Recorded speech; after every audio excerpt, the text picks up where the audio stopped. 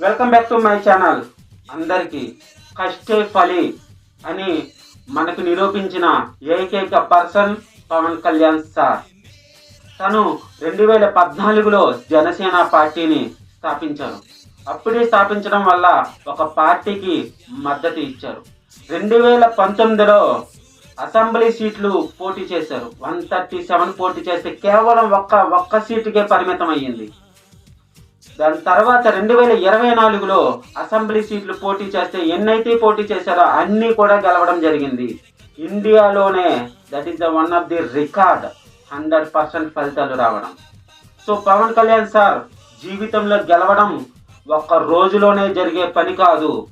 పని చేసినంతన మాత్రాన ఫలితం వెంటనే రాకపోయినా కష్టపడడం చివరికి గెలుస్తాడు అని పవన్ కళ్యాణ్ సారు నిరూపించారు.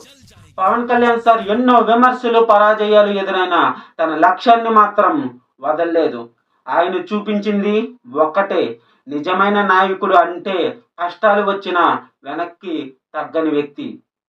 విజయం ఆలస్యంగా రావచ్చు, కానీ నిజంగా కష్టపడిన వాడికి అది ఎప్పుడూ వదిలిపెట్టదని నిరూపించారు మన పవన్ కళ్యాణ్ సార్.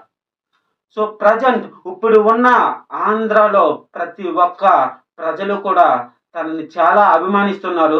తనకి చాలా ఫాలోయింగ్ వచ్చింది బికాజ్ ఆఫ్ కష్టం.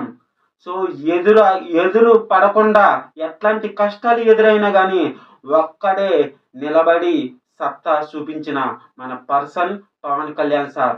సో ఈ వీడియో ద్వారా మీ అందరికీ కూడా నేను చెప్పేది ఒకటే, కష్టే ఫలి.